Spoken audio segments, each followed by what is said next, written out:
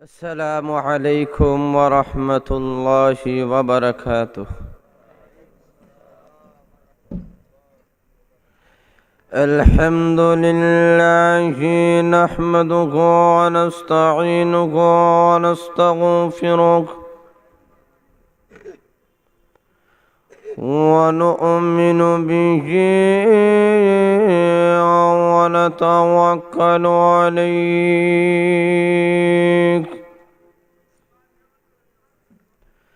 ونعوذ بالله من شرور أنفسنا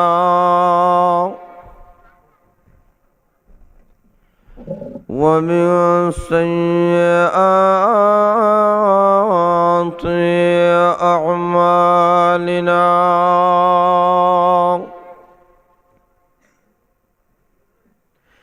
من يهده الله فلا مضل له ومن يضلله فلا هادي له ونشهد أن لا إله إلا الله وحده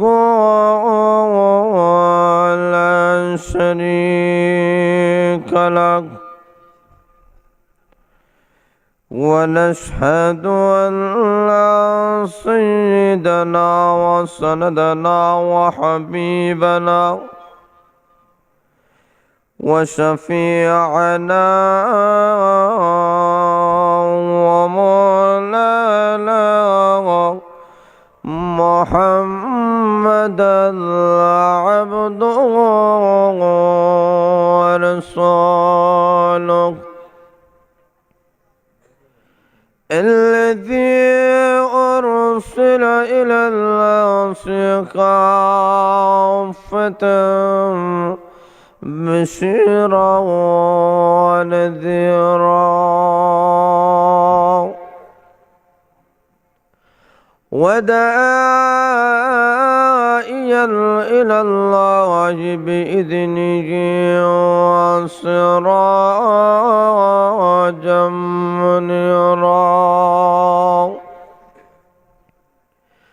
أما بعد فقد قال الله تبارك وتعالى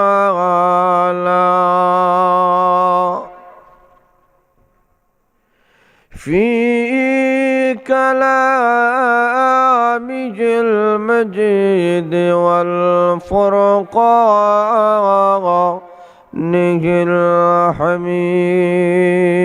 الحميد. أعوذ بالله من الشيطان الرجيم. بسم الله الرحمن الرحيم. ولا تمش في الأرض مرحا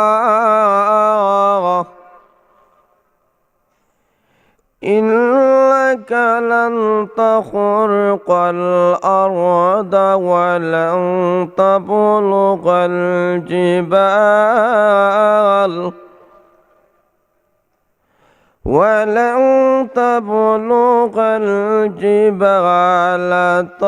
طولا.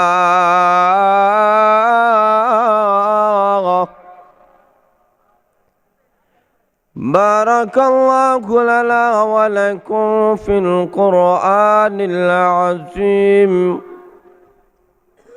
ونفعنا وإياكم بالآيات والذكر الحكيم. সবাই মহব্বতের সাথে দুরূদ শরীফ পড়ুন। সাল্লাল্লাহু আলা সাইয়্যিদিনা ومولانا محمد وعلى آله وصحبه وسلم صلى الله على سيدنا ومولانا محمد وعلى آله وصحبه وسلم بلغ العلا بكماله كشف الدجى بجماله حصلت جميع وخصاله صلوا عليه وآله أصبحت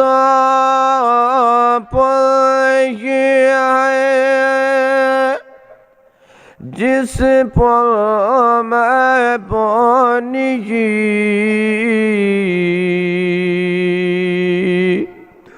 उस दिल का दिल ये है जिस दिल में अल्लाह ने बलगल अला बिकमालिही كشاف الدجى بجماله حصلت جميع خصاله صلوا عليه وآله لا إله إلا الله لا إله إلا الله جرسر لا إله إلا الله جرسر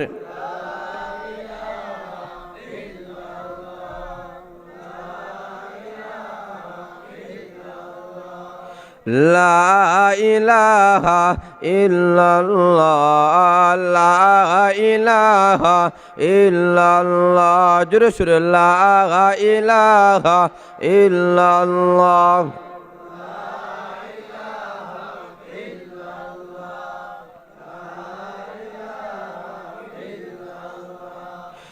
لا إله إلا الله لا إله إلا الله لا إله إلا الله محمد رسول الله صلى الله عليه وسلم ঐতিহ্যবাহী কালীগঞ্জ বাজার ইসলামী জনকল্যাণ সংস্থার উদ্যোগে আয়োজিত 3 দিনব্যাপী তাফসীরুল কোরআন মহাসম্মেলনের আজকের প্রথম দিনের তৃতীয় অধিবেশনের মঞ্চভূষ্ট সম্মানিত সভাপতি সাহেব, উপস্থিত ওলামা একরাম, মুরব্বিয়ান একরাম, যুব সমাজ ভাইরা, ব্যবসায়ী সমাজ ভাইরা, আইন শৃঙ্খলা রক্ষাকারী বাহিনীরা, অপর্দানিসীন আমার মা ও বোনেরা, মহান আল্লাহ রাব্বুল আলামিনের কাছে লক্ষ কোটি শুকরিয়া জ্ঞাপন করি। যিনি আপনাদেরকে আমাদেরকে অত্যন্ত মেহেরবানি পূর্বক সালাতুল এশার নামাজ আদায় করে আজকের এই মুবারক তাফসীরুল কোরআন মহাসম্মেলনে আসা এবং বসার যে সুযোগ দান করেছেন, এই জন্যই আমরা সবাই কলিমাতুশ শুকুর আদায় করে সবাই বলি আলহামদুলিল্লাহ। আপনাদের আলহামদুলিল্লাহ বোঝা যায় আপনারা খুশি হন নাই। আপনারা খুশি না বেজার? আরো টুজুরা বলেন। আমি শারীরিকভাবে অসুস্থ, আমার আম্মাও অসুস্থ। এই সবগুলাকে অপেক্ষা করো আপনাদের সামনে উপস্থিত হয়েছে। আপনারা যদি একটু মাঝে মাঝে আমার সাথে কথা বলতে রাজি থাকেন তাহলে কিছু আলোচনা করার চেষ্টা করব। আর যদি মাঝে মাঝে কথা বলতে নারাজ থাকেন তা আমিও চলে যাব। এখন আপনাদের অভিমত, আপনারা মাঝে মাঝে হা না বলতে রাজি আছেন তো? আরো জোরে শুনে বলেন রাজি আছেন? আমাকে আলোচ্য বিষয় দেওয়া হয়েছে সূরা বনী ইসরাঈলের ৩৭ নম্বর আয়াত, যেটাকে বলা হয় অহংকার পতনের মূল।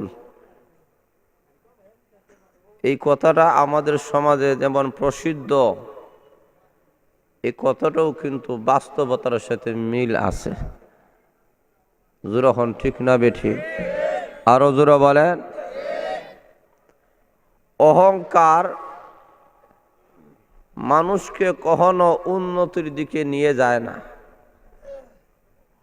অহংকার হচ্ছে মানুষের ধ্বংসের কারণ। আরো জোরে বলেন। অহংকারের বিভিন্ন প্রকার আছে। কেউ আছে টাকার অহংকার করে, এমন লোক মনে হয় নাই? আরো জোরে বলে আছে কি নাই? বেচারা জমিদার মানুষ, মালদার মানুষ, টাকার অহংকার। কেউ আছে ক্ষমতার অহংকার। আরো জোরে বলেন। কেউ আছে শরীরের অহংকার, আমার বডি বড় শক্ত, কেউ পারবে না আমার সাথে, এমন লোক মনে হয় আমাদের এলাকায় নাই? আরো জোরে বলেন আছে কি নাই? কেউ আছে কাপড় চোপড়ের অহংকার। কেউ আছে চলাফেরার অহংকার।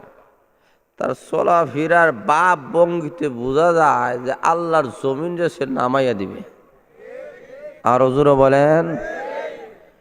অথচ আমার তেলাওয়াতকৃত আয়াতে আল্লাহ রাব্বুল আলামিন বলেন, দম্ভ ভরে জমিনার মধ্যে চলাফেরা করিও না, কারণ তোমার দম্ভ ভরে চলাফেরার কারণে আল্লাহর জমিনটাকে দশাইয়া দেওয়া সম্ভব নয়। আরো জোরে বলেন ঠিক না বেঠি? তুমি এমনই নাই যে আল্লাহর পাহাড়টাকে তুমি অতিক্রম করে চলে যাবে। তোমার তো শুরু হয়েছে নাফা খানি থেকে,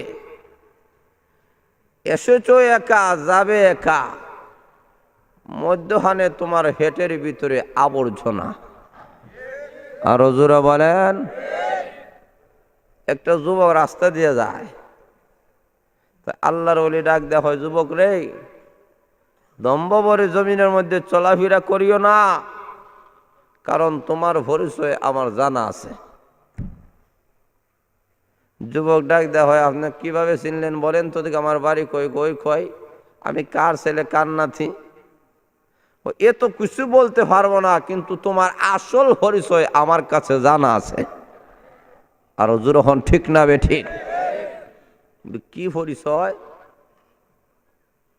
আপনি জানেন না আমি এক বাদশার ছেলে, আপনি আমাকে চিনেন না। আমি বাদশার ছেলে নয়, আমি বাদশার নাতিও। আমার বাবাও ছিল বাদশা, আমার দাদাও বাদশা। দাদা বাদশা হইলে হে নাতি হয়। যখন ঠিক না বেঠি? আল্লাহর ওলি ডাক দেখো, তোমার জীবনের কোনো অস্তিত্বই ছিল না। আল্লাহ কোরআনে বলেছেন, হাল আতা আলাল ইনসানি হিলুম মিনাদ দাহর লাম ইয়াকুন শাইআম মাযকুরা।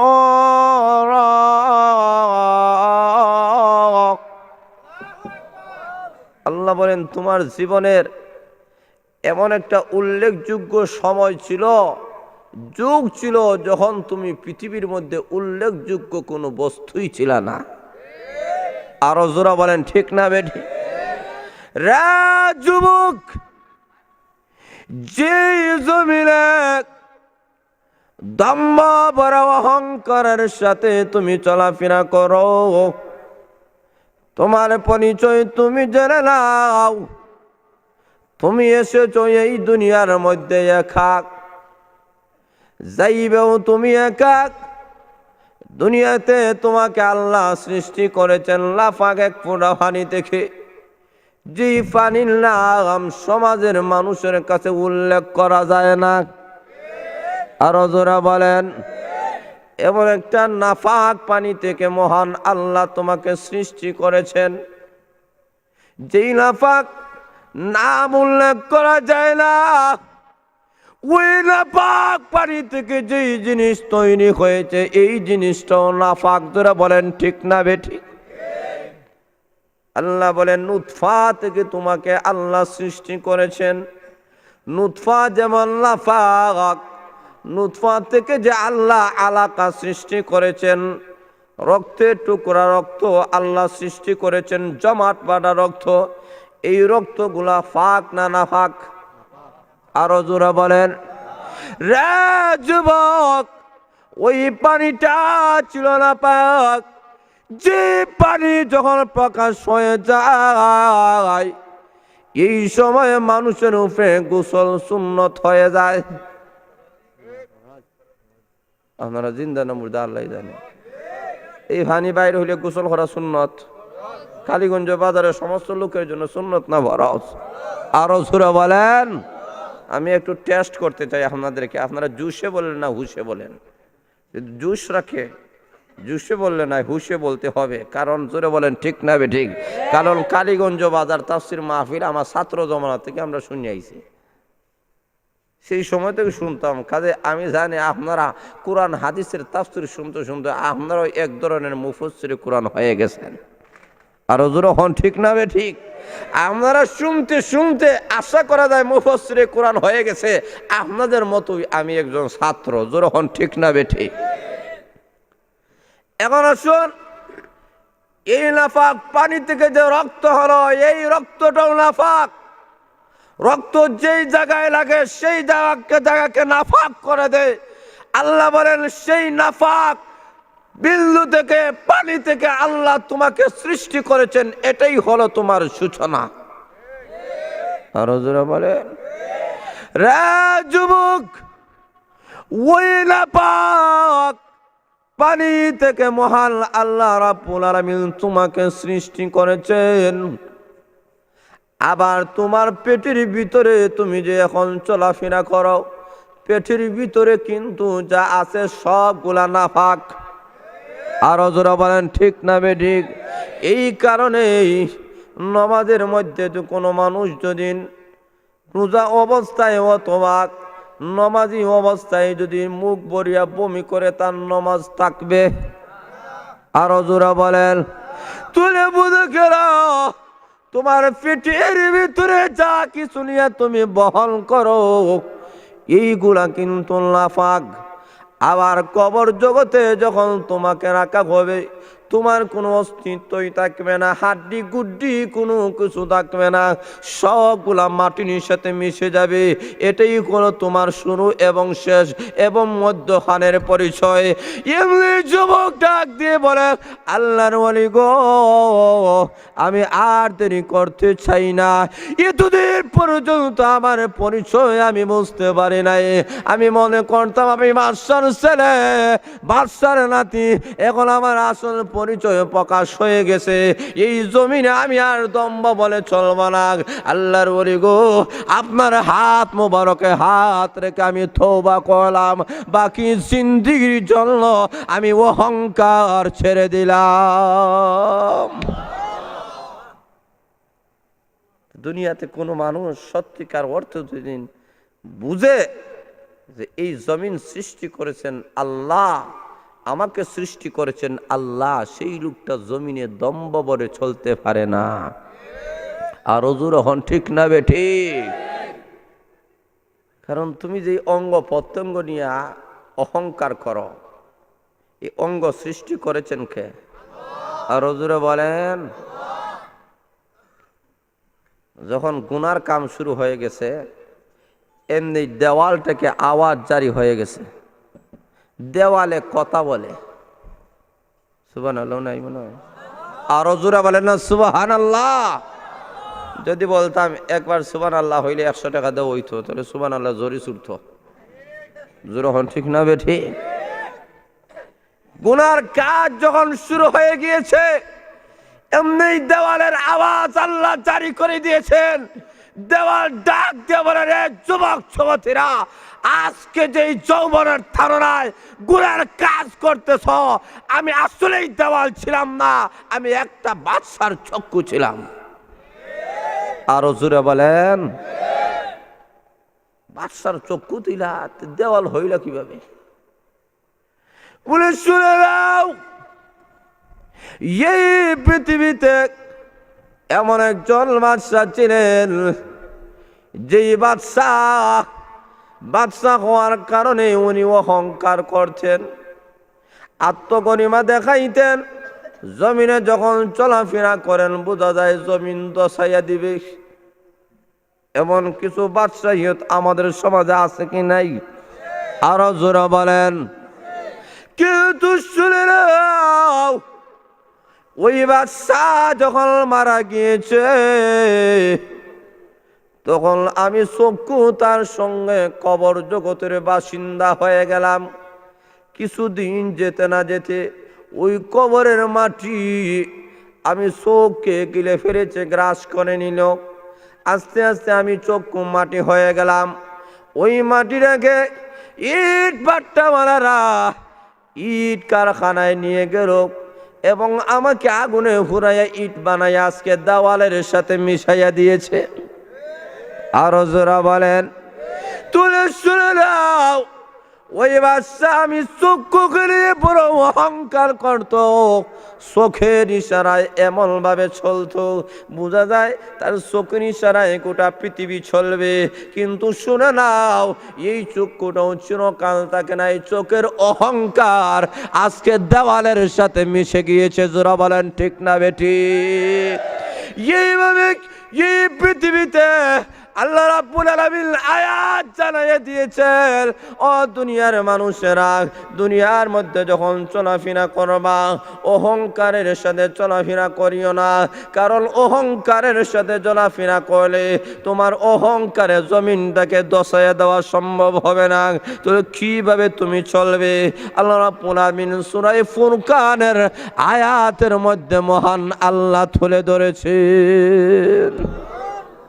আল্লাহ বলেন, ওয়াইবাদুর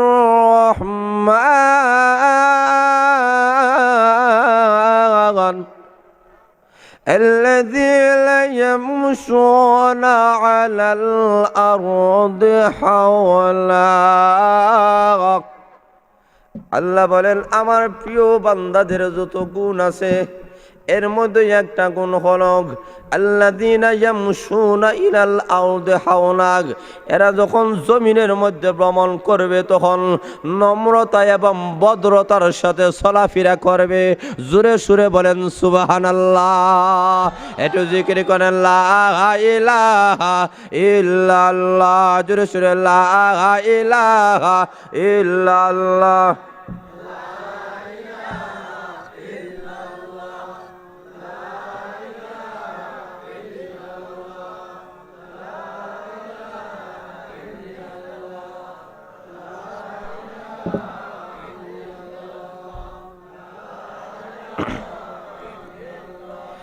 লা ইলাহা ইল্লাল্লাহ, লা ইলাহা ইল্লাল্লাহ। জোরে সুরে।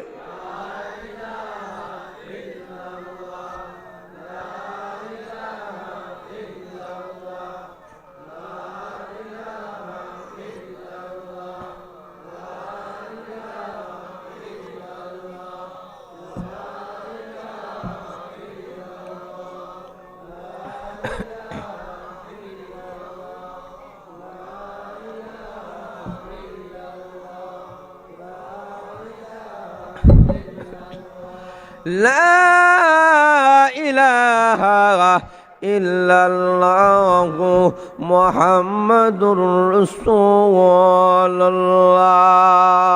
সাল্লাল্লাহু আলাইহি সাল্লাম। তাহলে লক্ষ্য করে দেখেন, অহংকার মানুষকে ধ্বংসের কারণ হয়ে দাঁড়ায়। আরো জোরে বলেন। কেন? বলে অহংকার আল্লাহর কুদরতি, এটা আল্লাহর একটা কুদরত, আল্লাহর কুদরতি একটা চাদর।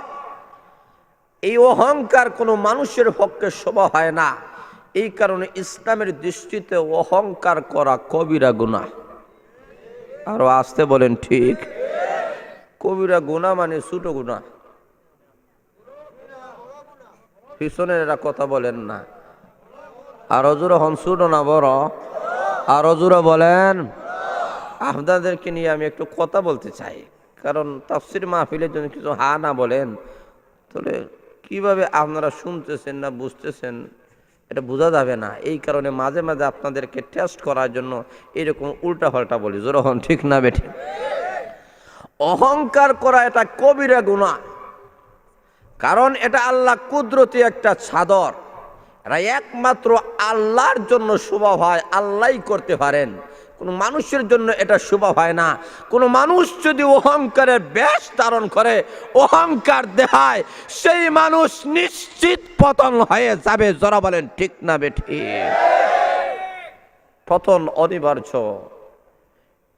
সর্বপ্রথম এই পৃথিবীতে অহংকার দেখাইছিল মিস্টার ইবলিস, তার নাম শুনছেন না আপনারা? আর হুজুরে বলেন এই অহংকার কই থেকে তৈরি হয়? মানুষকে আল্লাহ 4টা উপাদান দ্বারা আল্লাহ সৃষ্টি করেছেন। আগুন, পানি, মাটি, বাতাস। আগুনের একটা প্রভাব আছে, এটা হলো অহংকার। মানে আগুন শুধুমাত্র উপর দিকে যাইতে চায়। এই আগুনের প্রভাব থেকে মানুষের মধ্যে একটা অবস্থা, স্বভাব তৈরি হয়েছে অহংকারের। জোরা বলেন ঠিক না বেঠিক? তাহলে আগুন যেহেতু, আগুন দ্বারা যেহেতু মানুষকে তৈরি করা হয়েছে একটা উপাদান, কাজেই কোনো মানুষের যে অহংকার থাকবে না এমন নাই, না থাকায় এটা কোনো সিবত আউসাব হইতে পারে না। আপনার অহংকার আছে, এরপরে যে অহংকারটাকে দমায় রাখেন, তো আপনি হচ্ছেন আশরাফুল মাখলুকাত, সৃষ্টির সেরা জাতি। অহংকার থাকার পরে অহংকার যারা প্রকাশ করে, এরা সৃষ্টির নিকৃষ্ট জাতি, চতুষ্পদ জানদারের চাইতে আরো নিকৃষ্ট। যারা বলেন ঠিক না বেঠি? কিভাবে? অহংকার এটা একমাত্র আল্লাহর গুণ, কোনো মানুষের সিফত আহত নাই। তা আল্লাহ বলেন আমি আগুন দ্বারাও সৃষ্টি করেছি একটা উপাদান, তোমার মধ্যে এই প্রভাবটা আসবে, কিন্তু এটা দমন করতে হবে। এই কারণে অলি আউলিয়াদের ফৌজন, বায়াতের যে ফৌজন, আল্লামা বিশ্বনাথী হুজুর শেখ বিশ্বনাথী দামাত বারাকাতুহুল আলিয়া কিছুক্ষণ পূর্বে আপনাদের সামনে মোনাজাত পেশ করেছেন। এইরকম আল্লাহ ওয়ালাদের কাছে গেলে বোঝা যাবে আপনার আমার অন্তরে অহংকার আছে কি নেই। আর হুজুর হন ঠিক না বেঠিক? আপনার আমার শরীরে তাপ আছে কি নাই, এটা বোঝার জন্য ডাক্তার হারা না গেলে বোঝা যায় না, শারীরিক ডাক্তারের কাছে যাওয়া লাগে। ঠিক তেমনিভাবে কার অন্তরে অহংকার আছে অথবা নাই, এই জিনিসটা বুঝতে হলে রুহানি ডাক্তারের প্রয়োজন। আরো জোরে বলেন। আজকে আমাদের সমাজে আরেকটা বিষয় জানা রাখা দরকার। আমি যদি ক্যান্সারে মারা যায়, আলসারে মারা যায়, ডায়াবেটিসে মারা যায়, বিভিন্ন রোগে যদি আমি কবরবাসী হয়ে যাই, কিয়ামতের কঠিন ময়দানে জবাবদিহিতা লাগবে না, কবরেও শাস্তি হবে না, হাসরের ময়দানে শাস্তি হবে না, ফুলসিরাতেও শাস্তি হবে না, জাহান্নামে যাইতে হবে না। কিন্তু আমার অন্তরে অহংকারের মতো মারাত্মক কবিরা একটা গুনাহ নিয়া আমি যদি দুনিয়াতে চলাফেরা করি, এই অহংকারের কারণে আসমান জমিনের গজব আসতে বাধ্য। যারা বলেন ঠিক না বেঠি? অহংকার নিয়ে যদি আমি কবরের যাত্রী হই, তখন কবর জগতে ফিরিস্তারা হালি গুথাইবে। আর জোরে বলেন ঠিক না বেঠি? হাসরের ময়দানে তো অহংকারীদেরকে আল্লাহ রাব্বুল আলামিন অহংকার দেখাইয়াছো, হাসরের ময়দানে আল্লাহ অহংকার দেখাইবেন। আর জোরে বলেন লিমানিল মুলকুল ইয়াওম।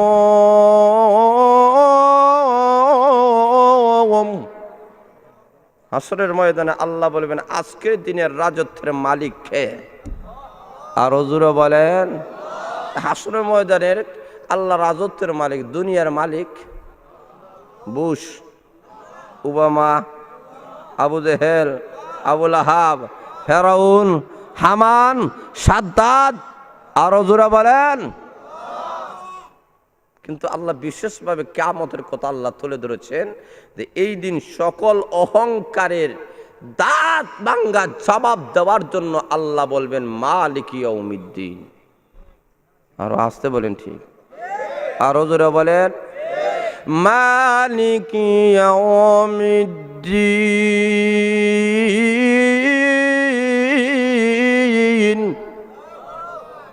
এটা আমরা সব সময় নামাজের মধ্যে পড়ি। যখন ঠিক না বেঠি? এখন আসুন, এই পৃথিবীতে ইবলিস অহংকার করেছিল কেন? তার কারণ হলো সৃষ্টিগত নিয়ে একটা মতভেদ। সে ডাক দেওয়া হয়, আল্লাহ বলেন ও ইবলিস, তুমি আমার আদমকে সেজদা করো। আদমরে আমি আল্লাহ কুদরতিভাবে বানাইয়াছি, আদমকে সেজদা করো। ডাক দেখো আদমকে আমি সেজদা করব না, কারণ হলো তাকে সৃষ্টি করেছেন মাটি দ্বারা, আমাকে সৃষ্টি করেছেন আগুন দ্বারা। মাটির প্রভাব হলো নিচের দিকে যাওয়া, নত হওয়া, তাওয়াজু দেখানো। আগুনের প্রভাব হলো উপর দিক দিয়ে যাওয়া। কাজেই সেই আগুন থেকে তৈরি হওয়ার কারণে ইবলিস সর্বপ্রথম অহংকার দেখাইয়াছিল। আর যখন ঠিক না বেঠি, পৃথিবীর এমন কোন জায়গা নাই, এমন কোন স্থান নাই যে জায়গার মধ্যে ইবলিস সেজদা করে নাই, এমন কোন জায়গা রয়ে নাই। সকল জায়গার মধ্যে ইবলিস সেজদা দিয়েছিল, যার কারণে মুআল্লিমুল মালাইকা হয়ে গিয়েছিল, ফেরেশতাদের শিক্ষক হয়ে গিয়েছ, সমস্ত মাখলুকাতের উপরে তার শ্রেষ্ঠত্ব হয়ে গেল। কিন্তু লক্ষ্য করে দেখেন, এত ফজিলত হাসিল করার পরে, এত ইবাদত বندگی করার কারণে শুধুমাত্র একটা আদেশ লঙ্ঘন করেছিল। আল্লাহ বলেছেন ইবলিস রে, আমার আদমকে তুমি সেজদা করো, এটাই হলো আমি আল্লাহর ওয়ার্ডার। জোরা বলেন ঠিক না বেরিক? এমনি ইবলিস ডাক দেয়া বলে, প্রভু গো, যে আদমকে আপনি মাটি দ্বারা সৃষ্টি করেছেন, এই আদমকে আমি কখনো সেজদা করব না। আমাকে আগুন দ্বারা সৃষ্টি করেছেন, আগুনের প্রভাব হলো অহংকার দেখানো, উপর দিক দিয়া যাওয়া। প্রভু গো, আমি উপরের লোক হইয়া নিচের লোকের সাথে মাথা নত করব, হইতে পারে না। আল্লাহ বলেন তোমাকে বিতাড়িত করা হবে, জান্নাত থেকে বাহির করে দেওয়া হবে, আমি রাজি আছি। চিরকালের জন্য নারাজ হয়ে যাব না, আমি রাজি আছি। জাহান্নাম দেওয়া হবে, আমি রাজি আছি। কিন্তু মা আদমের সামনে মাথা নত করতে রাজি নাই। এটা একমাত্র কারণ হলো তার অহংকার। আরো জোরে বলেন। একটা আদেশ লঙ্ঘন করার কারণে ইবলিসকে মহান আল্লাহ রাব্বুল আলামিন চিরকালের জন্য জান্নাত থেকে আল্লাহ বাহির করে দিলেন। জান্নাতের ভিতরে আর প্রবেশ করতে পারবে না। আল্লাহ সকল সুযোগ সুবিধা ইবলিসকে দান করলেন। জান্নাত থেকে যখন আল্লাহ বাহির করে দিলেন, এমনি ইবলিস আল্লাহর কাছে কয়েকটা দরখাস্ত করেছিল। আল্লাহ তার দরখাস্ত কবুল মঞ্জুর করে নিয়েছেন। এক নম্বর হলো, প্রভু গো, যে আদমের কারণে আমি জাহান্নামী হয়ে গেলাম, চিরকালের জন্য তোমার নাফরমান হয়ে গেলাম, আল্লাহ এমন ক্ষমতা তুমি আমাকে দান করো যে আদমের রগে রেসায় ঢুকিয়া আদমকে গুনার কাজের দিকে আমার অন্তর্ভুক্ত করে আমি তাকে জাহান্নামে নিয়ে যেতে পারি, আমার দলভুক্ত করে। কারণ আমি অহংকারী, আদমকে অহংকারী বানাইয়া জাহান্নামে নিয়ে যাইতে চাই। আল্লাহ বলেন যাও, তোমাকে সুযোগ দেওয়া হলো। দুই নম্বর হলো, আল্লাহ কিয়ামত পর্যন্ত আমার হায়াতটা আল্লাহ বাড়াইয়া দাও। আল্লাহ বলেন তোমাকে দেওয়া হলো। আল্লাহ ডাক দিয়ে বলেন, ও ইবলিস শুনে রাখ, আমার প্রিয় বান্দা যারা হবে, আমার সত্যিকার অর্থে যারা বান্দা হয়ে যাবে, এরা তোমার অনুসরণ করে অহংকার করে কখনো জাহান্নামের পথে পা বাড়াবে না। আল্লাহ বলেন আল্লাহর প্রিয় বান্দারা যাইবে না। তো এই থেকে বোঝা যায় অহংকার তারাই করে যারা শয়তানের দলে। আরো জোরে বলেন। বিনয়, নম্রতা, ভদ্রতা তাদের মধ্যে রয়েছে যারা আল্লাহর প্রিয় বান্দা হতে চায়। আরো জোরে বলেন। এই কারণে আল্লাহ রাব্বুল আলামিন বলেন, যারা আল্লাহর প্রিয় বান্দা হয়ে যায়, এরা জমিনের মধ্যে যখন চলবে স্বাভাবিক গতিতে চলবে, নম্রতার সাথে, ভদ্রতার সাথে। আল্লাহর নবী, বিশ্ব নবী রাহমাতুল লিল আলামিন হাদিসের মধ্যে ঘোষণা দিয়েছেন, মান তাওয়াযা লিল্লাহ রাফাহুল্লাহ। যেই ব্যক্তি আল্লাহকে রাজি আর খুশি করার জন্য নম্র হয়ে যায়, ভদ্র হয়ে যায়, তাওয়াজুর সাথে চলাফেরা করবে, নিজেকে ছোট মনে করবে, মহান আল্লাহ রাব্বুল আলামিন তার ইজ্জত এবং সম্মান মহান আল্লাহ বাড়াইয়া দেবে। তাহলে জমিনে যখন চলবেন তখন শরীরের বেড়াগিরি দেখাইয়া দম্ভ বলে সরিও না, কারণ তোমার ভাবের গুথার কারণে আল্লাহর জমিনে নড়ানো সম্ভব নয়। আরো জোরে বলেন। তুমি পারবে না জমিনে প্রকম্প সৃষ্টি করা, দুনিয়ার কোন জালিম কোন অহংকারের পক্ষে সম্ভব নয়। আমি আল্লাহ যদি ইচ্ছা করে 1 সেকেন্ডের ভিতরে ভূমিকম্পের মাধ্যমে গোটা পৃথিবী নয় তোমার মতো জালিম অহংকারী বাদশাকে দশাইয়া দেওয়ার আমি আল্লাহর ক্ষমতা রয়েছে। জোরা বলেন ঠিক না বেঠিক? আল্লাহ দেখাইয়াছেন এইভাবে যারা পদে পদে যারা অহংকার দেখাইয়াছেন পদে পদেই তাদেরকে ধ্বংস করেছেন। আরো জোরে বলেন, অহংকার যারা করে তাদের পতন নিশ্চিত। আরো আসতে বলেন ঠিক? ইবলিস যখন দেখাইলো অহংকার, গৌরব দেখালো ইবাদতের অহংকার, আল্লাহ রাব্বুল আলামিন পতন ডেকে আনলেন। আল্লাহ বলেন চিরকালের জন্য জাহান্নামী। আরো জোরে বলেন। এইভাবে আসলো ফেরাউন। ফেরাউন আসার পরে ক্ষমতার অহংকার এমন নাই মনে হয় আমাদের সমাজে? আরো জোরে বলেন আছে কি নাই? আজকে সারা বিশ্বের মুসলমানের অবস্থার দিকে তাকাইয়া দেখেন। আজকে সারা বিশ্বের 600 কোটি মানুষ, 150 কোটি মুসলমান জাতি থাকা সত্ত্বেও আজকে বেঈমান কাফিরদের হাতে মুসলিম জাতিরা নির্যাতিত এবং নিষ্পেষিত। আরো জোরে বলেন। কাফেরেরা অহংকারের কারণে আমাদের নবীকেও মানছে না। কেন? বলে বাগিয়াম বাইনাহুম, গোষ্ঠীগত জিদ। আমাদের নবীকে কেন বনি ইসরাইল বংশে না ফাটাইয়া ইসমাইল বংশে কেন আল্লাহ ফাটাইছেন? এই নবীকে আমরা মানতে চাই না। আরো আসতে বলে নাউজুবিল্লাহ। আপনার নাউজুবিল্লাহ মানে যদি খ্রিস্টানে শুনি লিব, এর লাগে আস্তে আস্তে হইল। 2 নম্বর হলো মুসলমানের প্রতি শত্রুতা। কেন? বলে আমরা যেই নবীকে মানি না এই নবীকে মুসলমান জাতিরা মানে কেন? এই কারণে তাদেরকেও পৃথিবীর বুকে অস্তিত্ব রাখতে দেওয়া হবে না। আর হুজুর বলেন, আর হুজুর বলেন। অহংকার। আমাদের ক্ষমতা আছে, টাকা আছে, পয়সা আছে, আমাদের কামান আছে, এই আছে, সেই আছে, অস্ত্র আছে, জনবল আছে। আজকে সারা বিশ্বের সমস্ত ক্ষমতাগুলা বেঈমান কাফিরদের হাতে থাকার কারণে আজকে যথায় তথায় মুসলিম জাতিরা নির্যাতিত এবং নিষ্পেষিত। কিন্তু জানিয়ে রাখো, এই অহংকারের ফল বেশি দিন থাকবে না। অহংকারের মাধ্যমে যেমন ফেরাউন ধ্বংস হয়েছিল, হামান ধ্বংস হয়েছে, সাদ্দাত ধ্বংস হয়েছে, আবু জাহেল ধ্বংস হয়েছে, গোটা পৃথিবীর যত পরাশক্তিরা আছে তারাও একদিন অহংকারের কারণে পতন নেমে আসবে। নিশ্চিত নিশ্চিত নিশ্চিত। যারা বলেন ঠিক না বেঠিক? ফেরাউন যখন অহংকার দেখাইলো, আমার জনবলের অভাব নাই, 20 লক্ষ আমার বাহিনী আছে। কিপ্তি বংশের 20 লক্ষ, বনি ইসরাইল বংশে মুসা আলাইহিস সালাম 18 লক্ষ উম্মত। সংখ্যায় কম না বেশি? আরো আসতে বলেন, একটু জোরে বলেন না। সংখ্যায়ও বেশি, সংখ্যায় বেশি। 2 নম্বর হলো তারা ক্ষমতাসীন সরকার। জোরে বলেন সুবহানাল্লাহ।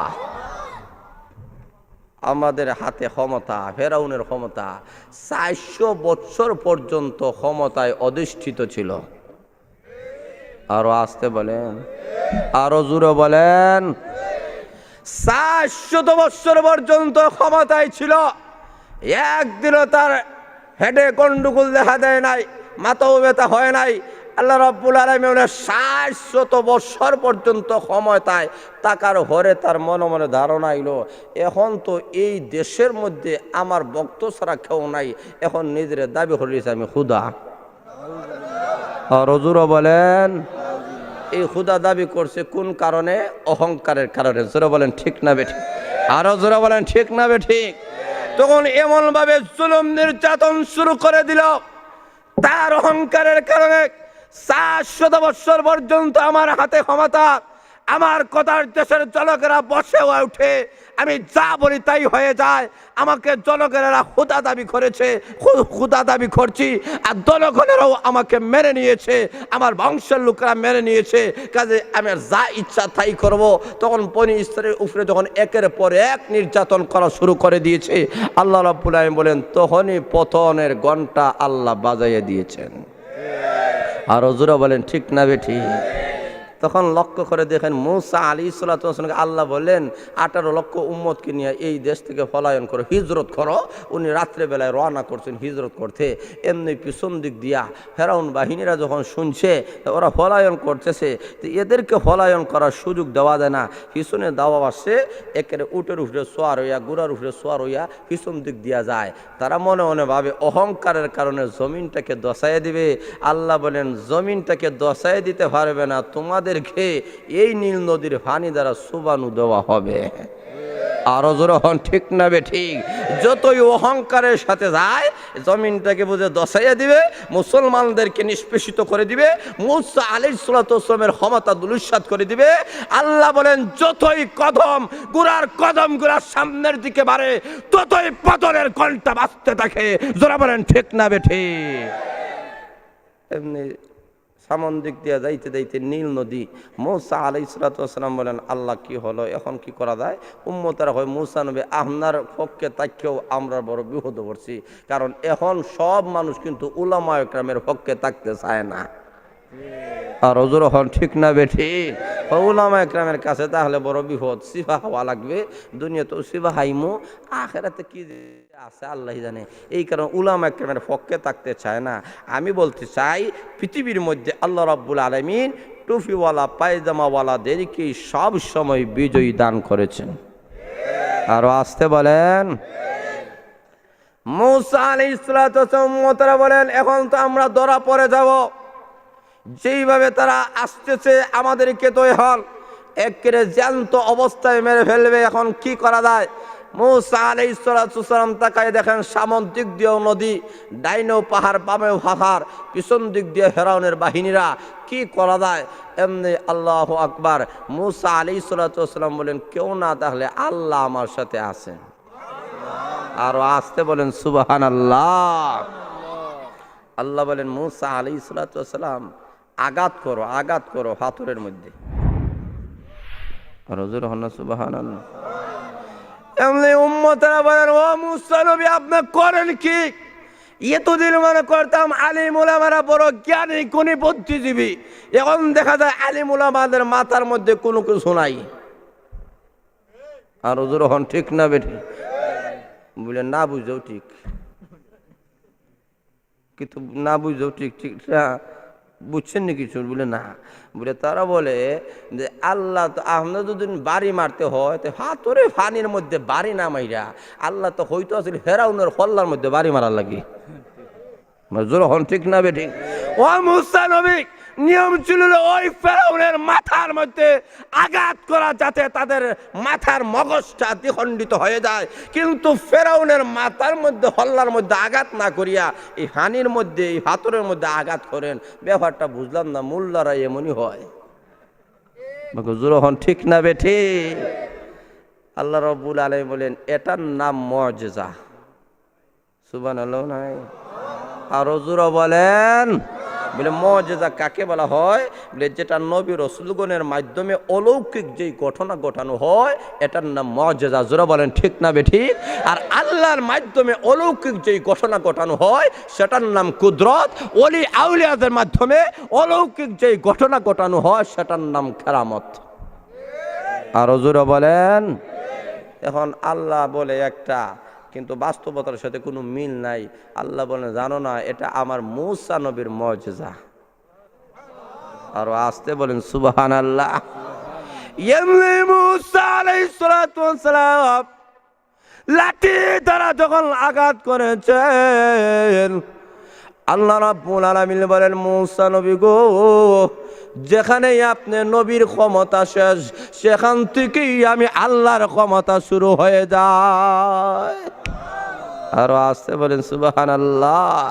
এমনি মূসা আলাইহিসসালাতু ওয়াসসালাম লাঠি দ্বারা যখন আঘাত করেছেন মুসা নবীরও ব্রেইনে এই কথা ধরে নাই ওই সাগরের মধ্যে নীল নদীর মধ্যে যে 12টা রাস্তা হয়ে যাবে, পানির উপরে রাস্তা হয়ে যাওয়া, এটা দুনিয়ার কোনো মানুষ কখনো কল্পনা করতে পারে না। এই বিজ্ঞানের যুগে, তথ্য প্রযুক্তির যুগে কখনো কল্পনা করতে পারবে না। জোরে বলেন ঠিক না বেরিক? মুসা আলাইহিস সালাতু ওয়াস সালাম বলেন, প্রভু গো, ওই ফিরাউনের অহংকারিতা দেখানোর কারণে আমার সাথে আছে যুদ্ধ করার জন্য। আমার কোনো বাহিনী নাই, আমার কোনো অস্ত্র নাই, টাকা নাই, পয়সা নাই, কামান নাই, অস্ত্র নাই, কিন্তু তুমি হুকুম করেছো পানির মধ্যে আঘাত করার জন্য। আল্লাহ তোমার হুকুমে পানির মধ্যে আঘাত করলাম। যেমনি পানির মধ্যে মুসা আলাইহিস সালাতু ওয়াস সালাম আঘাত করেছেন, আঘাত করতে দেরি হয়েছে। ওই নীল নদীর মধ্যে 12টা রাস্তা হইতে একটা সেকেন্ডও দেরি হয় না। 12টা রাস্তা কেন হলো? একটা রাস্তা হইলে তো হইতো। 12টা রাস্তা হওয়ার কারণ হলো, মুফাসসিরিন একরাম বলেন, বনি ইসরাইলের মধ্যে 12টা গোষ্ঠী ছিল, একটা গোষ্ঠীর সাথে আর একটা গোষ্ঠীর মিল নাই। আরো জোরে বলেন। আমরা সবাই বলি কিন্তু আমরা ইসলামী দল, সবাই কিন্তু আমরা হুকুমত কায়েম করতে চাই, কিন্তু একজন আরেকজনের সাথে মিল নাই। জোরে বলেন ঠিক না বেঠিক? এইভাবে লক্ষ্য করে দেখেন, 12টা গোষ্ঠীর জন্য মহান আল্লাহ রাব্বুল আলামিন 12টা রাস্তা করে দিয়েছেন। এমনি মুসা আলাইহিস সালাতু ওয়াস সালামকে আল্লাহ বলেন, 12টা রাস্তা দিয়ে 12টা গোষ্ঠীকে নিয়ে আপনি পার হয়ে যান। এমনি পার হয়ে যাওয়া শুরু হয়েছে। পিছন দিক দিয়ে ফেরাউন এবং তার বাহিনীরা আসতেছে। ফেরাউন যখন আসিয়া দেখে 12টা রাস্তা হয়ে গেছে, পিছনের দিকে তাকাইয়া বলে, ও আমার গোষ্ঠীর লোকেরা, ও আমার প্রজারা, শুনে নাও, আমি যে খুদা এটাই কোনো বাস্তব প্রমাণ। আমি ফেরাউন আসার কারণে 12টা রাস্তা হয়ে গেছে। আরো জোরে হন না। আল্লাহ হয় 12টা রাস্তা নাই, ফতনের ঘন্টা বেজে গেছে। আরো জোরে হন ঠিক না বেঠে? এখন লক্ষ্য করে দেখেন, এই ফেরাউনের গুড়া আর সামন দিক দিয়ে জিব্রাইলকে আল্লাহ বলছেন, গুড়ি নিয়ে সামন দিক দিয়ে যাও। গুড়ি দিককে গুড়ায় হাল মারছে, এখন দেখা যায় রাস্তা দিয়ে যায়। তার অহংকার। যখন ঠিক না বেঠি? আরো জোরে বলেন, অহংকার। আমি ক্ষমতাবান, আমার কারণে 12টা রাস্তা হয়ে গেছে। আল্লাহ বলেন, এখন মাটির সুবানি এবং পানির সুবানি বুঝবা কাকে বলা হয়। আরো জোরে বলেন ঠিক না বেঠিক? এমনি লক্ষ্য করে দেখেন, নদীর মধ্যখানে যখন গেছে, আল্লাহ ফানিকে হুকুম করছেন, কারণ ফানিগুলা কার বাহিনী? আগুন, বাতাস। ওয়ালিল্লাহি জুনুদুস সামাওয়াতি ওয়াল আরদ। আসমান জমিনে যা আছে সবগুলা বাহিনী কার? আর আসতে বলেন কার? আল্লাহ বলেন, সবগুলো আমি আল্লাহর বাহিনী। এক এক গোত্র এক এক সময় যখন যেইভাবে অহংকার করেছিল, পতনের ঘণ্টা আমি আল্লাহ বাজাইছিলাম। ফেরাউন যখন অহংকার করেছিল, তখন আমি তাকে ধ্বংস করার জন্য ফানিকে বাহিনী বানিয়েছিলাম। জোরা বলেন ঠিক না বেঠিক? নমরুদ যখন অহংকার করেছিল, তখন পতনের ঘণ্টা বাজানোর জন্য ন্যাংরা মশাকে ব্যবহার করেছিলাম। জোরা বলেন ঠিক না বেঠিক? আবু জেহেল যখন অহংকার করেছিল, তাকে ধ্বংস করার জন্য আমি আল্লাহ রাব্বুল আলামিন বদরের যুদ্ধ কায়েম করে দিলাম। জোরে বলেন ঠিক না বেঠিক? এইভাবে আবাবিল আসহাবে ফিল জাতিরা আমার ঘর বাইতুল্লাহ শরীফটাকে ধ্বংস করার জন্য যখন এসেছিল, সেই জাতিকে ধ্বংস করার জন্য আবাবিল পাখিকে ব্যবহার করেছিলাম। আরো জোরে বলেন ঠিক না বেঠিক? আল্লাহ রাব্বুল আলামিন বলেন, এখন পতনের ঘণ্টা বাজতে বলে কি হয়েছে? আল্লাহ বলেন, ফানিকে আল্লাহ হুকুম করছেন, একত্রিত হয়ে যাও। রাস্তাগুলো সব ডুবে গেছে, আর সব ফানিগুলো একত্রিত হয়ে গেছে। ফেরাউন তার দলবর্ষ সব নিচের মধ্যে ফানি সুবানি খায়। আর জোরে বলেন। এখন হয় আল্লাহ বুঝতাম পারছি, আমি বড় হুদা নাই, তুমি বড় হুদা। আর জোরে বলেন। আমরাও এইভাবে বুঝি না, অহংকার করে 5 তলা 10 তলা বিল্ডিং বানাই। এমন লোক নাই? আর হুজুরও বলেন, এমনভাবে জমিনে চলেন, বোঝা যায় যেমন রাজা বাদশার ছেলে। আর হুজুরও বলেন, আল্লাহ বলেন, বিগত কয়েকদিন আগে কয়েকটা সেকেন্ডের জন্য ভূমিটাকে লড়াইয়া দিলাম, বুঝাইয়া দিলাম, এই বিল্ডিং জমি টমি কিছুই থাকবে না। আর হুজুরও বলেন ঠিক না বেঠিক? কাজেই তোমার অহংকার, তোমার আত্মগরিমা চিরকাল থাকবে না।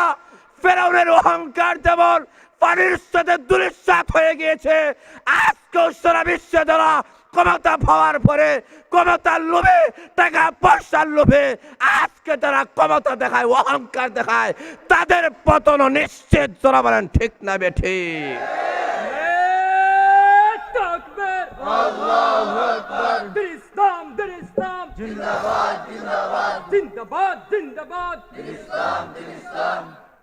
এখন আসুন, ফেরাউনকে আল্লাহ এইভাবে তার গোষ্ঠী সহ কীর্তি বংশ যত লোক আছে সবদেরকে আল্লাহ ধূলিসাৎ করে দিলেন।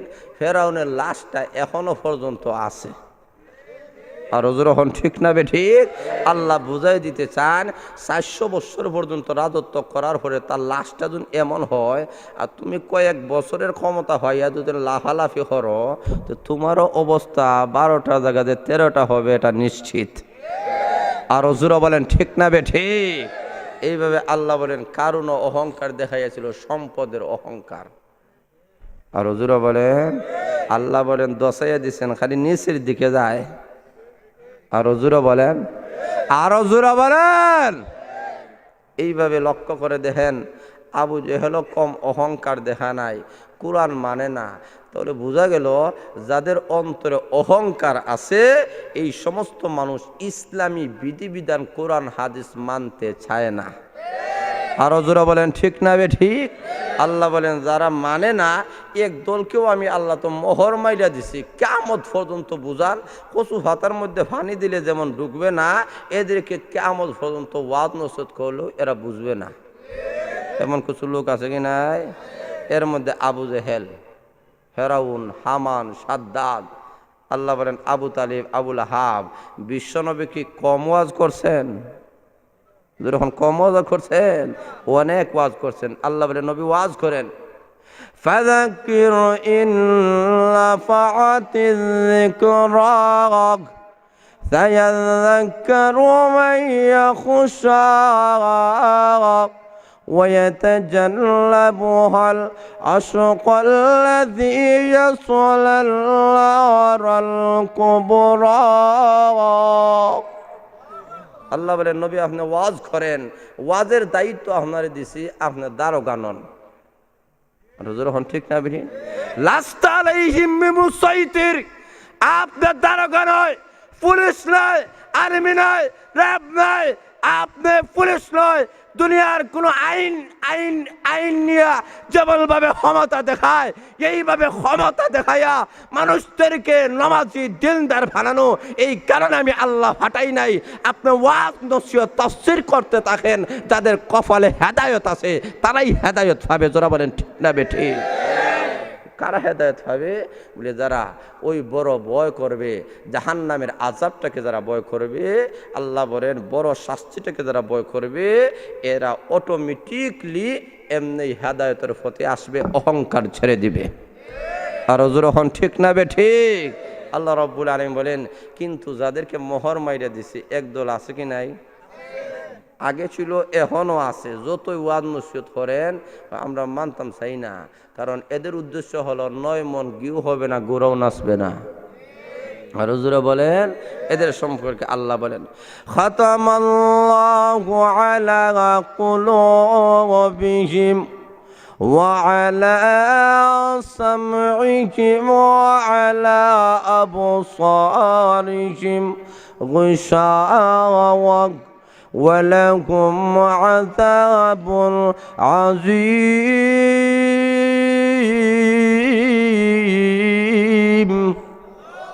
আল্লাহ বলেন একদল আছে যাদের অন্তরে মোহর মেরে দিয়েছি, কিয়ামত পর্যন্ত এদেরকে ওয়াজ নসিহত করেন, কোনো ফায়দা দিবে না। অনেক সময় হইতারে হুজুর কি জাতের ওয়াজ আপনার হলে, আপনারা বক্তারা বাড়া নাই, এলাই তো ওয়াজে বিচারা হেদায়ত হয় না। তো এই কথা যদি আলিমুল আমাদেরকে যদি বলেন তাহলে বিশ্বনবীকে কি বলবেন? কারণ বিশ্বনবীর ওয়াজেও তো আবু জেহেল হেদায়ত হয় নাই, আবুল আহাব হেদায়ত হয় নাই, কাব ইবনে আশরাফ হেদায়েত হয় নাই, তাহলে বোঝা গেল কারি বক্তারও দোষ নাই, শ্রোতাদেরও কিছু দোষ আছে। জোরা বলেন ঠিক না বে ঠিক?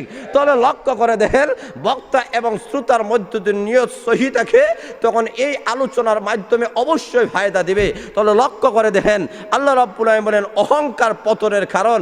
এই অহংকার পৃথিবীতে যারাই দেখাইছিল তাদের পতন হয়েছিল, আজও যারা দেখাবে তাদের পতন নিশ্চিত। কাজেই আল্লাহ বুঝাই দিতে চান, অহংকার নিয়ে যে কবর জগতে আওয়া হয়, কবর জগতে শাস্তি দেওয়া হবে, হাসরের ময়দানে শাস্তি দেওয়া হবে, ফুলসরাতের ফুলে শাস্তি দেওয়া হবে, জাহান্নামীনে শাস্তি দেওয়া হবে।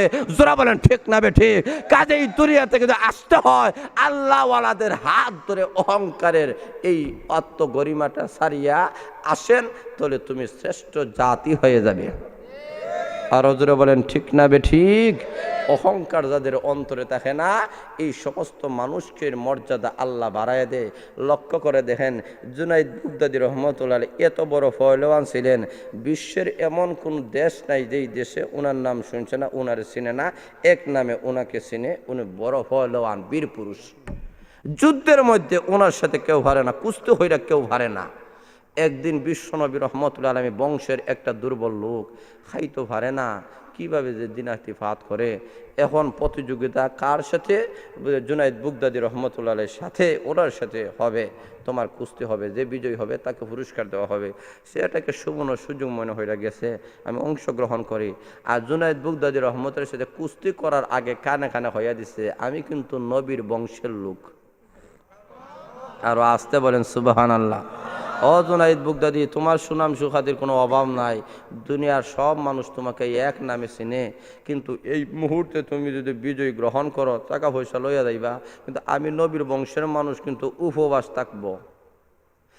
আর তোমার দুনিয়ার অহংকার দূর করে, দুনিয়ার সুনাম সুখ্যাতি যদি দূর করে, একটু সুযোগ আমাকে দিয়া তুমি দুর্বলতা প্রকাশ করে নিচে পড়িয়া দাও, আমি বিজয়ী হয়ে যাই, নবীর বংশের সম্মান বাড়বে। আরো আসতে বলেন সুবহানাল্লাহ। এখন যুদ্ধ শুরু হয়ে গেছে, কুস্তি শুরু হয়ে গেছে। উনি বারবার চেষ্টা করেন, কারণ মনে একটা অহংকারের ভাব আছে না, বলে কেউ তো আমাকে পরাজিত করতে পারে না, তা আজকে এই দুর্বল লোকটা পরাজিত করবে, এটা তো মাইনে নেওয়া যায় না। যখন ঠিক না বে ঠিক? আমি যদি বলি চেয়ারম্যান মেম্বার সাহেবের ছেলে রে, বলে হুজুরের জুতাটা ঠিক করে দেয়, বলে কত বড় সাহস, আপনি মিয়া হুজুরের জুতা ঠিক করে দিও চেয়ারম্যান মেম্বার সাহেবের, এটা তো কখনো হইতে পারে না, এটা স্বাভাবিকভাবে মানুষে মানতে পারে না। জোরে বলেন ঠিক না বে ঠিক? এখন আসুন লক্ষ্য করে দেখেন, এখন লক্ষ্য করে দেখেন, জুনাইদ বুগদাদি রহমতুল্লাহ আলাইহি বারবার চেষ্টা করে উনি বিজয়ী হওয়ার জন্য, কিন্তু আবার ওই কথা যখন শুনে নেয় যে নবীর বংশের লোক, নবীর বংশকে ইজ্জত দেওয়া দরকার, এই দিকে লক্ষ্য করিয়া জুনাইদ বুগদাদি ইচ্ছা কইরেও নিচে পড়ে গেছে। আর জোরে হন না সুবহানাল্লাহ। এমনি যখন নিচের মধ্যে পড়ে গেছে, এমনি লোকটা বিজয়ী হয়ে গেছে। জুনাইদ বুগদাদির যত বক্তবিন্দু আছে সব ওনার একজনও সে মাটি ফালায় না, সব তার গায়ের মধ্যে সে ফালায়। যাও মিয়া, তুমি কি করেছ? একটা দুর্বল লোক, অসহায় লোক, তার সাথে তুমি পারলা না, তুমি একজন ফলোয়ান, আমরা তোমার ভক্ত হইয়া তো আমরা তোমার ভক্তের থেকে আমরা কোনো লাভ হয়েছে, আমরা মানহানি আর হয়েছে। যখন ঠিক না, এখন তোমার বিরুদ্ধে মানহানি কেস করা দরকার। যখন ঠিক না বে ঠিক? জুনাইদ বুগদাদি রহমতুল্লাহ কয়, আল্লাহ তুমি তো দেখেছো দুনিয়ার সুনামের জন্য নয়, আমার অহংকারটাকে আমি জমাইয়ে দিছি একমাত্র নবীর সম্মানের কারণে। আরো আসতে বলেন।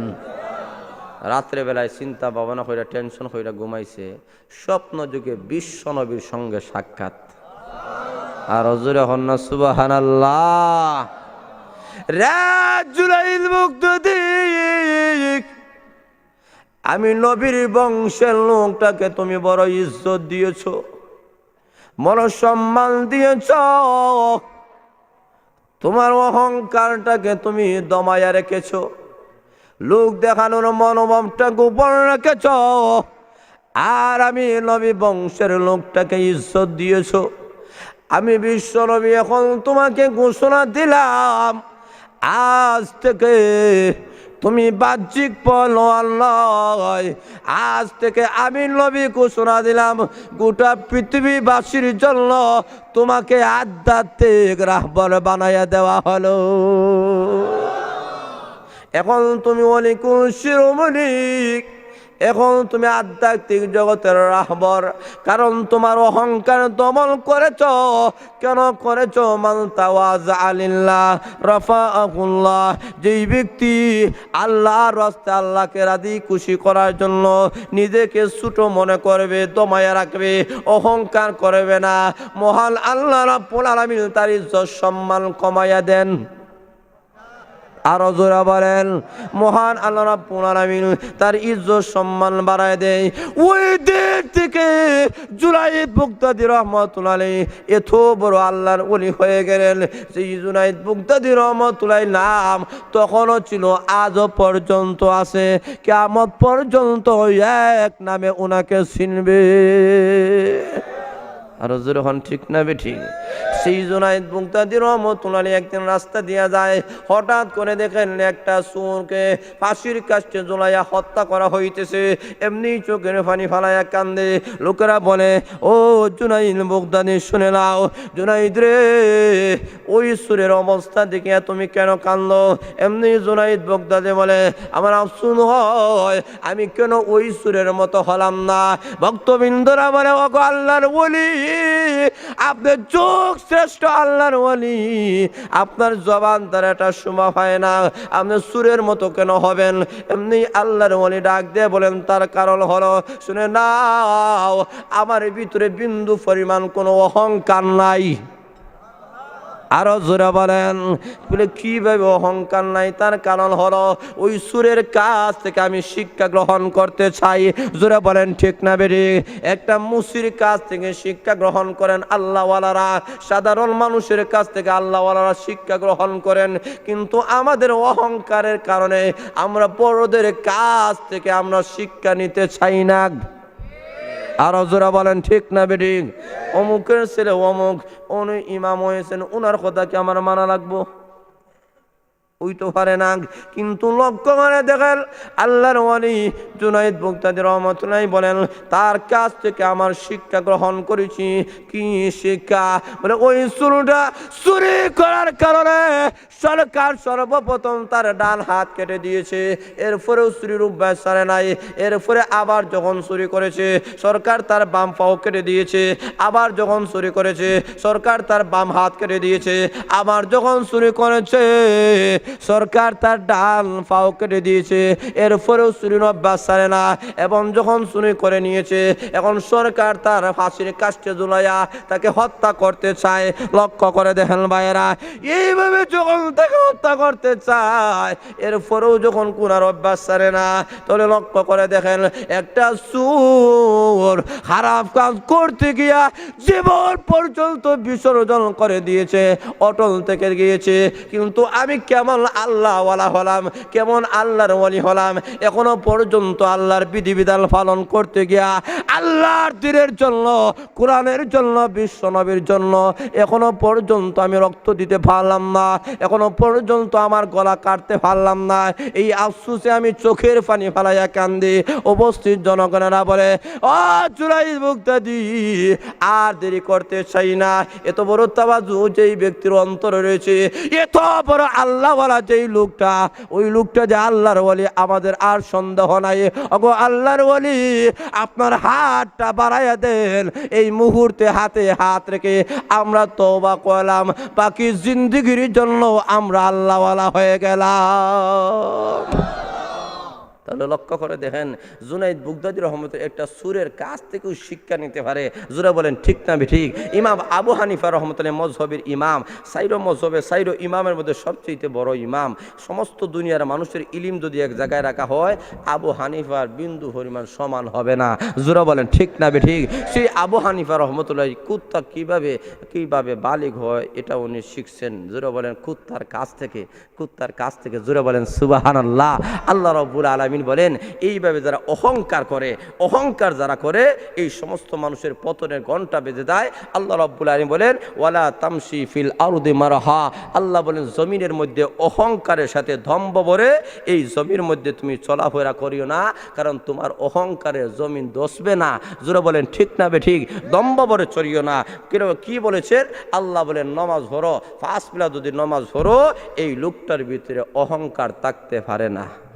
আরো জোরে বলেন ঠিক না বে ঠিক? বলে কিভাবে অহংকার থাকতে পারে না? বলে মানুষের পা থেকে মাথা পর্যন্ত আপাদ অবস্থার মধ্যে সবচেয়ে সম্মানিত জায়গা তার কপাল। জোরে বলেন ঠিক না বে ঠিক? এই কপালটাকে কারো সামনে নত করতে চায় না। আল্লাহ রাব্বুল আলামিন বলে বান্দা যখন নামাজে দাঁড়ায় দেয় আল্লাহু আকবার বলে যখন হাত বাঁধে এক ধরনের নত হয়ে যায়, আল্লাহ নত হয়ে গেলাম। আবার রুকুতে গিয়ে হয় আল্লাহ আরেক ধরনের নত হলাম। এখন রুকুতে যাওয়ার পরে আল্লাহ হইছে না, বলে কি হয়েছে? বলে সেজদার মধ্যে যা। তখন সেজদার মধ্যে যায় তার সম্মানিত জায়গা কপাল। যেই মাটির মধ্যে মানুষের জুলদুলা ভালো লাগে, ভাও তার হাঁটাচোরা করে, ওই মাটির মধ্যে তার সম্মানিত জায়গা কপালটা যখন লাগাইয়া দেয়া যখন বলে সুবহানা রাব্বিয়াল আলা, সুবহানা রাব্বিয়াল আলা, আল্লাহ তোমার চাইতে উঁচা আর কেউ নাই, তোমার চাইতে উঁচা আর কেউ নাই। আল্লাহ রাব্বুল আলামিন ডাক দেয়া বলেন এখন তোমার অহংকার মাটির সাথে ধূলিসাৎ হয়ে গিয়েছে। আরো সূরা বলেন ঠিক না বে ঠিক? তখন আল্লাহ রাব্বুল আলামিন বলে ও আমার বান্দা বান্দীরা, এই সাজদার মধ্যে আমার বান্দা বান্দীরা যখন কপাল লাগায় দেয় তখন জমিনের মধ্যে কপাল লাগায় না, আমি মহান আল্লাহর কুদরতি পায়ের মধ্যে তার কপাল লাগায়। যারা বলেন ঠিক না বে ঠিক? আল্লাহ রাব্বুল আলামিন বলেন ওয়ালা তামশি ফিল আরদি মারহা, জমিনের মধ্যে দম্ভ ভরে চলিও না। কেন? ইন্নাকা লান তাখরিকাল আরদা ওয়ালান তাবলুগাল জিবালা তুলা। আল্লাহ রাব্বুল আলামিন এই দম্ভ ভরে চলার কারণে জমিনকে দশেও দিতে পারবে না, আর তুমি পাহাড়ের উপরেও উঠতে পারবে না। জোরে বলেন ঠিক না বে ঠিক? তাহলে লক্ষ্য করে দেখেন এখানের মাধ্যমে আল্লাহ বুঝাই দিতে চায় অঙ্গ প্রত্যঙ্গর মাধ্যমে অহংকার দেখানো ঠিক নাই। জোরে বলেন ঠিক না বে ঠিক? তাহলে কেউ কেউ আছে ক্ষমতার অহংকার দেখায়, কেউ আছে মালের অহংকার দেখায়, কেউ কেউ দেখা যায় পোশাকেরও অহংকার দেখায়। জোরা বলেন ঠিক না বে ঠিক? কেউ কেউ আছে চলাফেরার অহংকার দেখায়। জোরা বলেন ঠিক না বে ঠিক? এই আয়াতে আল্লাহ চলাফেরার মাধ্যমে অহংকার দেখানো নিষেধ করেছেন। জোরা বলেন ঠিক না বে ঠিক? আবার কেউ কেউ আছে জবানের দ্বারা অহংকার দেখায়। এমন লোক আছে কি নাই? বলে কীভাবে? বলে শোনেন, বলে কী হয়েছে, বেয়াই আইছে, হয় এই নেন যায় নমাজ নিয়ে নমাজ ধরেন। আমি যে 3 নম্বর বার যখন হতে গেছিলাম তখন ওই যায় নমাজটা আনছিলাম। এমন লোক আছে কি নাই? এটা ইবাদতের অহংকার। আর হুজুরা বলেন ঠিক না বে ঠিক? এইভাবে অনেক লোক অনেক জিনিসের অহংকার দেখায়। আল্লাহ রাব্বুল আলামিন আপনাদেরকে আমাদেরকে সকল ধরনের অহংকার থেকে মুক্ত থাকার তৌফিক দান করে বলেন আমিন। ওয়া আখিরু আলহামদুলিল্লাহি রাব্বিল আলামিন। সবাই দুরূদ শরীফ পড়ে মুখতাসর একটা দোয়া করব। সাল্লাল্লাহু আলা সাইয়্যিদিনা ওয়া মাওলানা মুহাম্মদ। আনোয়ার আলী ভাই দিছেন প্যান্ডেলের 3 দিনের খরচ, তার স্ত্রী বেমার আর কুড়ি বেমার, আর তার মামুজন মারা গেছেন, দুইটো তার মা বাবা লাগে দুইটো। আলহামদুলিল্লাহ। বড়দিরা রায় আনোয়ার আলী সাহেব উনি 3 দিন প্যান্ডেলের খরচ 3 দিনের উনি দিয়েছেন। আর আসতে হন আলহামদুলিল্লাহ। ওনার মা বাবা অসুস্থ, ওনার স্ত্রী অসুস্থ। আল্লাহ ওনার সকল অসুস্থ ব্যক্তিদেরকে যেন আল্লাহ কামিল সুস্থতা দান করে বলেন আমিন। বেমার রহমতটাকে যেন আল্লাহ শিফায় রহমত দ্বারা যেন পরিবর্তন করে দিয়ে বলেন আমিন। আর এই 3 দিনের প্যান্ডেলের ব্যবস্থা যে করে দিয়েছেন, এই দান খয়রাতটাকে আল্লাহ উসিলা করে কিয়ামতের কঠিন ময়দানে ওনার পরিবার সহ আমাদের সবাইকে যেন আল্লাহ নাজাতের ফয়সালা করে দেয়। সবাই দুরূদ শরীফ পড়েন সাল্লাল্লাহু আলা সাইয়্যিদিনা ওয়া মাওলানা মুহাম্মদ ওয়া আলা আলিহি ওয়া আসহাবিহি ওয়া সাল্লাম। আস্তাগফিরুল্লাহ ইন্নাল্লাহা গফুরুর রহিম। আলহামদুলিল্লাহ। আলহামদুলিল্লাহিল্লাযী হাদানা লিহাযা وما كنا لنهتدي لولا أن هدانا الله ربنا ظلمنا أنفسنا وإن لم تغفر لنا وترحمنا لنكونن من الخاسرين رب ارحمهما كما ربياني صغيرا রব্বুল আলামিন আমি গুনাহগার, এই মাহফিলের মধ্যে আমার চেয়ে গুনাহগার আর কেউ নয়। তোমার মকবুল বান্দাদেরকে নিয়ে তোমার শেষী দরবারে হাত তুলেছি, যার হাত খানা পছন্দ হয় তার উসিলায় জীবনের সমস্ত গুনাহগুলোকে মাফ ফরমাও। আল্লাহ, গুনার দিকে তাকালে জাহান্নামে যাওয়া ছাড়া কোনো গতি নেই। তোমার অসংখ্য গণিত রহমতের দিকে তাকাইয়া আমাদের জীবনের সমস্ত গুনাহগুলোকে মাফ ফরমাও। রব্বুল আলামিন 3 দিন ব্যাপী তাফসীরুল কোরআন মাহফিল লাগে কবুল মঞ্জুর ফরমাও। আয় আল্লাহ, এই মাহফিলের সভাপতি, সেক্রেটারি, ক্যাশিয়ার সকল সদস্যদেরকে আল্লাহ তুমি কবুল মঞ্জুর ফরমাও। আয় আল্লাহ, যারা টাকা দিয়া, পয়সা দিয়া, মাইক দিয়া, প্যান্ডেল দ্বারা, পোস্টার দিয়ে সাহায্য সহযোগিতা করেছেন, আল্লাহ প্রত্যেকের দান খয়রাতটাকে কবুল মঞ্জুর ফরমাও। কিয়ামতের দিন সবগুলাকে নাজাতের ফয়সালা বানাইয়া দাও। এই বাজারওয়ালা সবাইকে তুমি দিনদার নামাজি বানাইয়া দাও। ব্যবসায়ী ভাইদের ব্যবসার মধ্যে বরকত দিয়া দাও। যুবক ভাইদেরকে ইসলামের সৈনিক হিসাবে কবুল মঞ্জুর ফরমাও। কিয়ামত পর্যন্ত মাহফিলটাকে আল্লাহ তুমি কবুল মঞ্জুর করিয়া নাও। এই মাটির নিচে যত মুমিন মুমিনাত কবরবাসী হয়ে গেছেন, প্রত্যেকের কবরগুলাকে বেসের বাগান বানায় দাও। আমার মামা আখতার মিয়া সাহেবের তুমি নেক হায়াত দরাজ ফরমাও, মনের বাসনা পূর্ণ করে দাও। আয় আল্লাহ, সবার নাম উল্লেখ করতে পারি না, মেহেরবানি করে আল্লাহ প্রত্যেককে তুমি মাফ করিয়া দাও। আল্লাহ মেহেরবানি করিয়া আমাদেরকে কিয়ামতের দিন মাহফিলটাকে নাজাতের ফয়সালা বানাইয়া, আল্লাহ তুমি ছাড়া কার কাছে আমরা রুদন করব? তুমি বিনে কারো কাছে করি মরুদল, তুমি বিনে কে বুঝবে আমরা নিবে দল। বলে মরলে আল্লাহ কবরে হাসরে আমরা রে দেখিও আল্লাহ সদায় নজর। কতগুলা করি আসি করি দেও মাফ, চৈতানি বসমসা হইতে দিল কর সাফ। বলা থাকি মরা থাকি তবু তোমার, কফি বলে ভাবে টেলি না করি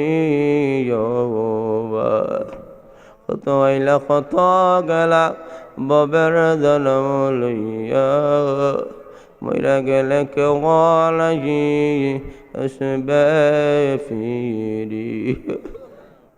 ভাইয়া বলে সবে মিলে হইরা দিবা মাটি, কবাট লাগাইয়া দিবা জিন্দগির লাগি। আল্লাহ তোমার কাছে আখরি মুদানিস, জানি না কার কাপড় বাজারে জমা হয়ে গেছে। যেদিন মৃত্যু দিবা গো, ঈমানের সাথে আমাদেরকে মৃত্যু দিয়ে দিও।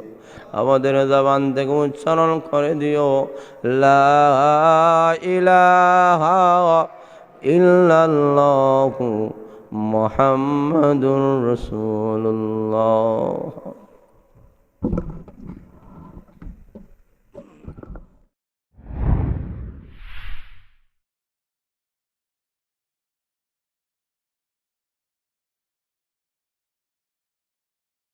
আসসালামু আলাইকুম ওরহমতুল্লাহি ওবরকাতুহু। সম্মানিত মুসলিম ভাই ও বোনেরা, আদর্শ জীবনের পক্ষ থেকে আপনাদেরকে স্বাগত জানাচ্ছি। ভিডিওটি দেখার জন্য আপনাদেরকে আন্তরিক ধন্যবাদ জানাচ্ছি। আশা করি আমার এই ভিডিওটি আপনাদের অনেক ভালো লেগেছে।